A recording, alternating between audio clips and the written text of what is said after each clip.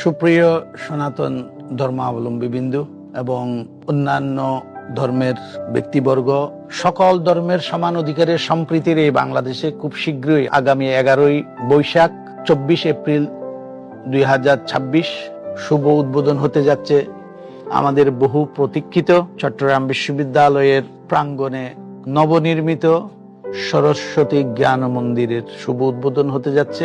এ লগ্নে আমি চট্টগ্রাম বিশ্ববিদ্যালয় পরিবারের পক্ষ থেকে সকলকে আন্তরিক ধন্যবাদ এবং কৃতজ্ঞতা জানাচ্ছি। এই বাংলাদেশ সমস্ত পৃথিবীতে ধর্মীয় সম্প্রীতির এক অনন্য উদাহরণ। চট্টগ্রাম বিশ্ববিদ্যালয়ে তার বাইরে নয়।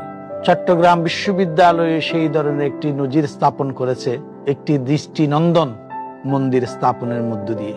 এই মন্দিরে একজন দানবীর অদুল চৌধুরী তার আর্থিক অনুদানের মধ্য দিয়ে আরো অনেক ধর্মাবলম্বীদের এবং সহযোগিতায় এই মন্দিরটি প্রতিষ্ঠিত হয়েছে চট্টগ্রাম বিশ্ববিদ্যালয়ের প্রাঙ্গণে। চট্টগ্রাম বিশ্ববিদ্যালয় যেহেতু একটি শিক্ষাঙ্গন, সনাতন ধর্মীদের ধর্মীয় বিশ্বাস অনুসারে সরস্বতী হচ্ছে বিদ্যা দেবী।